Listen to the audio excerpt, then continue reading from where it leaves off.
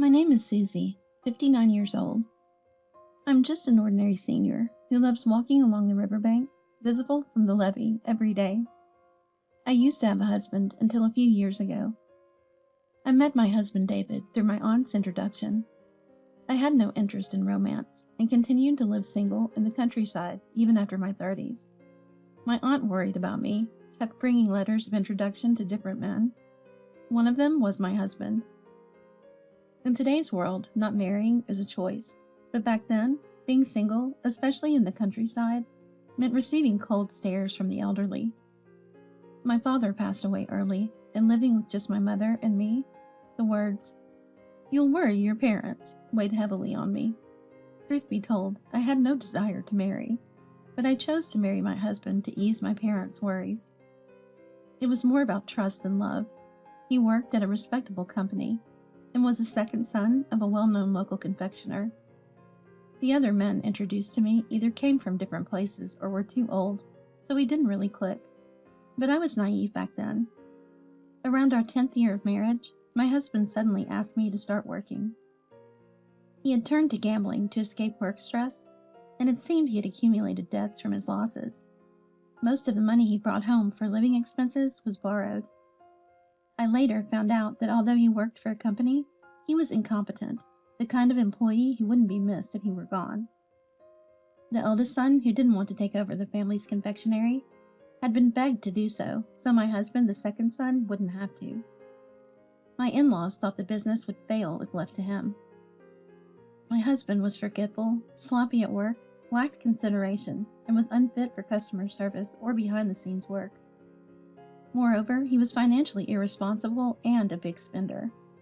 He was disastrously inept at work, with an income barely higher than when he started. Still, he had a minimum income, and I had managed our household finances well until then. So I could remain a housewife until this point, but I was shocked to learn that our finances were sustained by debts. He apologized tearfully, promising to quit gambling. Seeing him like that, I believed if he quit gambling, and we both worked on repaying the debt, we'd be fine.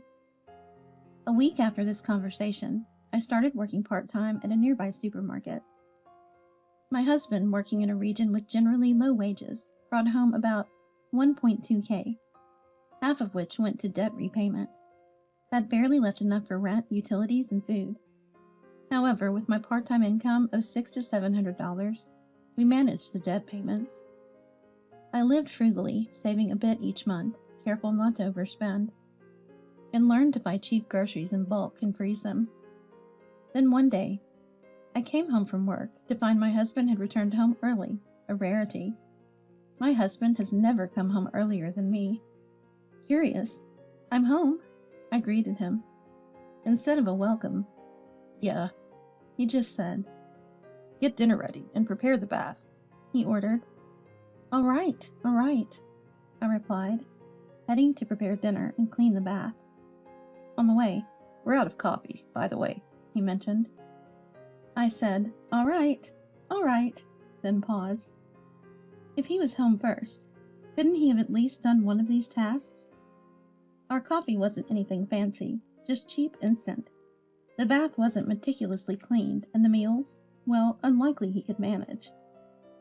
I'd been a housewife before, and had continued to cater to his demands out of habit, but now, we were both working. Why was all the housework my responsibility? Once I realized this, even things I hadn't noticed before began to bother me. His clothes left on the floor, his anger when there's no toilet paper, his complaints about an unmade bed, all things he should be doing himself. Why did he act so superior? The more I thought about it, the more irritated I became, but I was too exhausted to say anything. It was rare for him to be home early, and it's understandable he didn't think to do anything himself. I decided to let it go for the day. However, that night at dinner, "This is terrible." He suddenly threw his fork and exclaimed. The sound of the fork clinking against the dishes echoed as if rolled away. "Every day, the meals are so plain, always minced meat, and even today, after making me wait, what is this bland dish?" Today's menu was spaghetti bolognese, mashed potatoes, and carrot soup. Admittedly, it was a simple meal, but with no money for extravagance, I couldn't use many ingredients. Today's ingredients were all bought in bulk when cheap and frozen for later use. I had tried to make them into proper dishes. After all, it's not right to complain about a meal someone made for you. I'm sorry you didn't like the meal, but if you think you waited too long, I wish you'd help out with the housework a bit.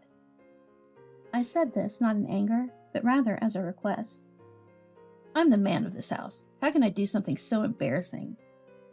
My husband, raised in the countryside, saw housework as a woman's job, and it was strange for a man to do it.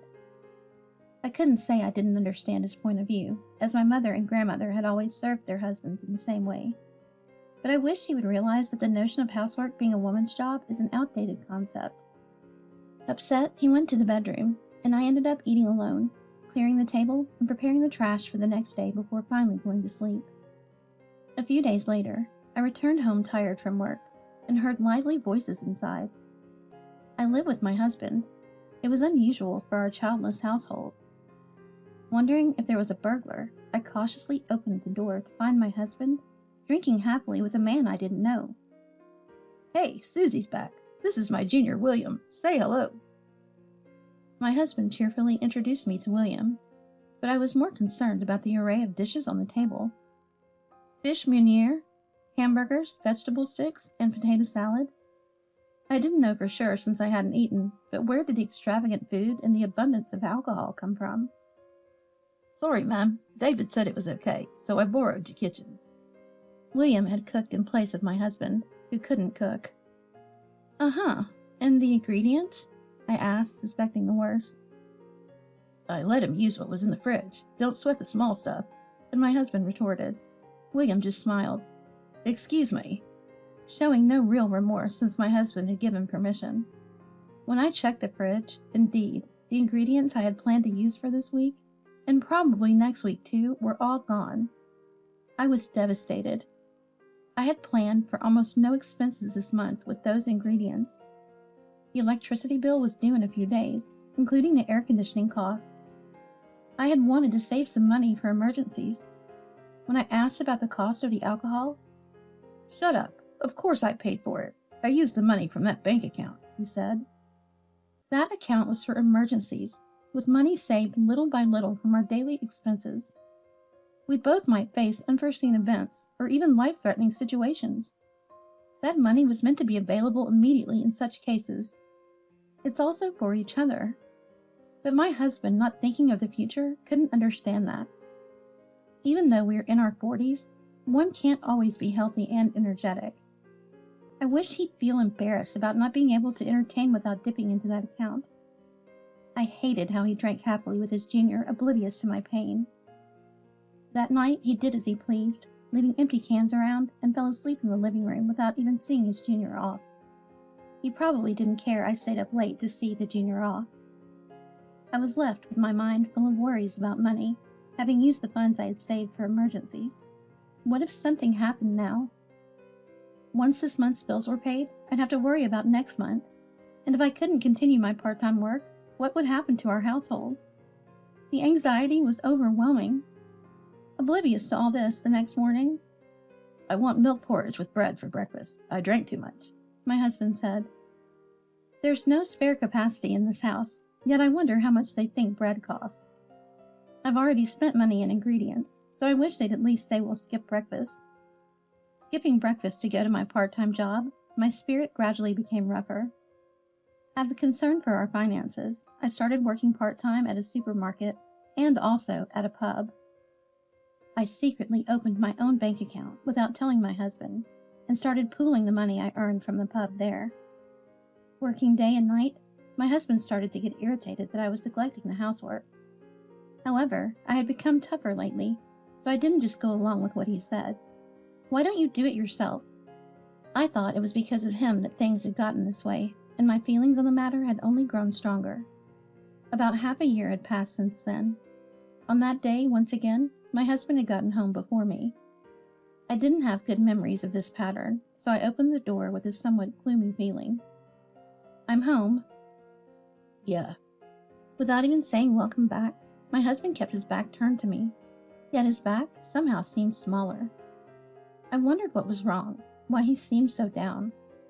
Not liking the gloomy atmosphere at home, I tried to lighten the mood by asking about dinner and such. Then, in a quiet voice, my husband said something. "What?" I asked, not quite catching it. "Got fired." "What?" I couldn't help but let out a dismayed voice. It was almost surprising that he hadn't been fired until now. But why now, after all this time? "Why?" I asked. "My boss complained because I forgot to report a big deal at work, complaining over such a small thing." I genuinely couldn't understand what he meant. Wasn't it his fault for neglecting his duties and causing the company loss? It seemed only natural that he'd be fired. He had become not just a liability, but damage itself. And yet he didn't seem to think he was at fault in this situation. I had too much on my mind to put into words, so I just stayed silent. Seeing this, my husband must have thought I was shocked. "But it's fine. This is like a new start. To celebrate, I got lobster and foie gras." "What?" My voice was almost a scream. There was hardly any money left in the bank account I knew of. Where did he get the money from? "What's with the noise? Excited for some luxury after a long time?" "No, where did you get the money?" Before I could finish, "I borrowed it, obviously," he replied. Unbelievable. He was the kind of person who would borrow money for such frivolous things. He had said he wouldn't borrow from financial companies again after getting hooked on gambling. Does that not include personal loans? Our values were so different. The man before me seemed like a foreigner speaking an unknown language. I felt dizzy. "Do you realize that money needs to be repaid?"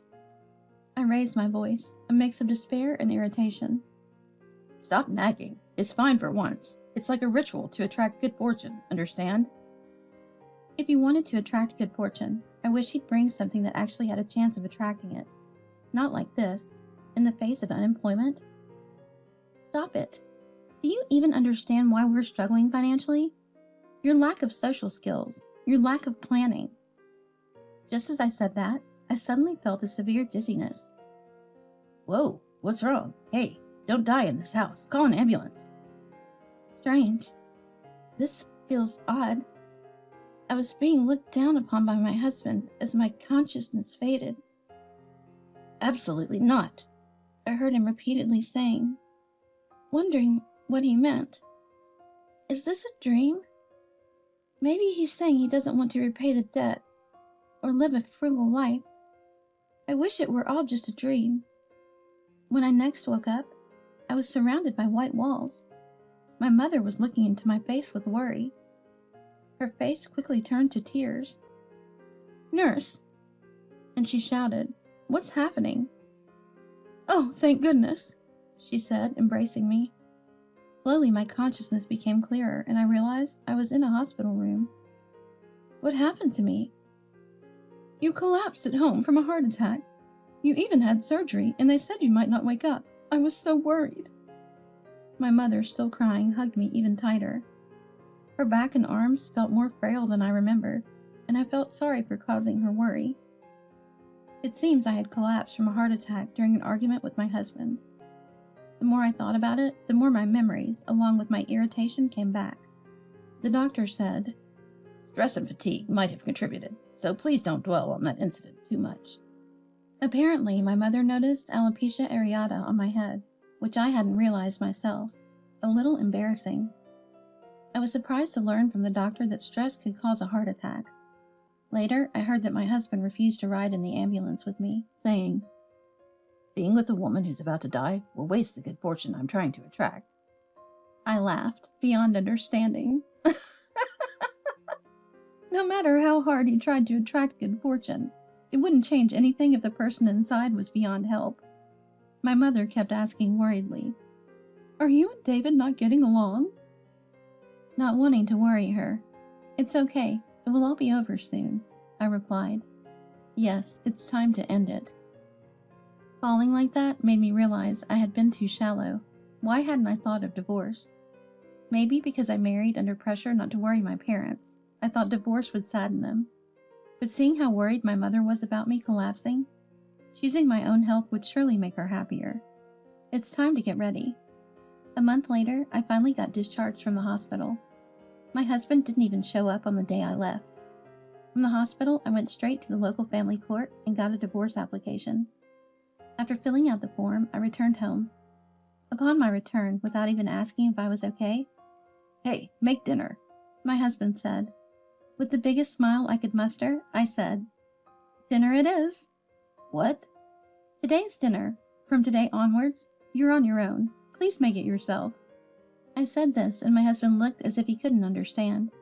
I knew he was incompetent at work, but now it seemed he couldn't even understand words. "I'm saying I want a divorce from a useless man like you." "Huh? Did the hospital stay mess up your head?" Ignoring his words, I went to the drawer and took out my banking card. This account contained money I earned at the pub and what I saved from the monthly household budget. He probably didn't know that this was what had been supporting us during tough times. From now on, live by yourself. I don't know how far your salary will take you, but it has nothing to do with me. You can send the response to the divorce papers to my parents' house. As I said this, "Wait a minute. What are you going to do with that banking card?" he shouted. He cared more about the money than the divorce. Disgusting until the end. "What do you mean? This is my money. You know we've been living off my savings for a month since you got fired. That money was saved from your salary, but this bank account contains savings from my salary. It's rightfully my property, so I'm taking it." "Hey, don't joke around. Leave the money." Ignoring his voice, I left the house and got into the taxi I had waiting. "Wait, stop joking. That's mine." In a panic, wearing sandals, he chased after the taxi. A fitting retribution. He should know the struggles I went through living in poverty. It was then that his voice echoed. Looking back, he was nowhere to be seen. "Driver, sorry, can you stop for a moment?" I asked and got out of the taxi. It was a beautiful riverbank that blossoms with flowers in the spring. But just before the riverbank, something dirty caught my eye. "Ow, it hurts. Help me, somebody." "Oh, it's my husband." Well, he's supposed to become a stranger, so he's just some acquaintance now. It seemed he had tripped while running and rolled down the embankment. That's what happens when someone who doesn't exercise properly runs in sandals. He saw me. "Susie, call an ambulance, call an ambulance," and shouted. I just stood there doing nothing, but someone out for a walk noticed and called an ambulance. Thinking this might get interesting, I approached him. "Does it hurt?" "Of course it does. It's your fault. Why am I in this situation?" Maybe it's the pain of my heart returning to you. A fitting retribution, perhaps." I answered, smiling. His anger reached its peak. "You?" He tried to hit me, but apparently he had broken something. "Ow!" I couldn't do anything but scream. The ambulance arrived promptly. My husband shouted to the paramedics, "There's my wife. Take her with me." The paramedics asked me, "Are you his wife?" I made it clear to them and said, "No, I don't know this person." Despite that, "Don't joke around. She's my wife." As my husband kept yelling, I thought I couldn't escape and resigned myself. "I'm his wife, but we're planning to divorce, so I don't want to be involved." The paramedics looked at me and my husband alternately, perplexed, then asked me apologetically, "Can you accompany him to the hospital?" I answered without hesitation, "Absolutely not." My husband screamed shrilly, "Have you forgotten all the good I've done for you?" Good? There's no favor in a man who can't even prepare a single roll of toilet paper and makes life hard with his debts. I said this, and the paramedics looked at my husband with cold eyes, realizing what kind of person he was. "Shut up. Just get in the ambulance. How long do I have to lie here in pain?" Typical foolish husband. He still didn't understand my words. I'll say it again. I'm divorcing you. Please take care of yourself from now on, including your finances. After I said that, the paramedics gave up persuading me and began preparing to leave. My husband was the only one making noise.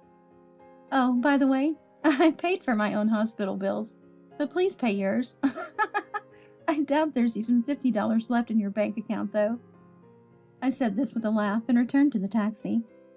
Later, my husband sent several requests for reconciliation, but I ignored them all, and eventually he seemed to give in and sent the response to the divorce papers. He wanted reconciliation for a reason. He was forced to declare bankruptcy and seemed to want me back as a breadwinner. Eventually, his embarrassed in-laws got to know about the situation and convinced him to stop his shameful behavior. Now, my ex-husband is working multiple part-time jobs. I didn't make a fortune using some unique talent, nothing like that. I just lead an ordinary life, sometimes walking along the embankment where my husband fell and laughing when I remember it. I volunteer for children's storytime sessions on this embankment and participate as a reader. As a result, many of the local children recognize me and often ask me to play with them. Now this place is a haven for me. After the divorce, I went back to my mother's house, but eventually returned to my original place, still visiting my mother regularly. Marriage was not an act of filial piety. Seeing my mother like this is the best way I can honor her. I should have realized this sooner. This ordinary life might not be special, but I now cherish it, knowing what it's like to live in constant stress. I plan to live my life treasuring myself, my mother, and the local children. Today, the sky and the sunset seen from the embankment are beautiful. It's wonderful to be alive and healthy.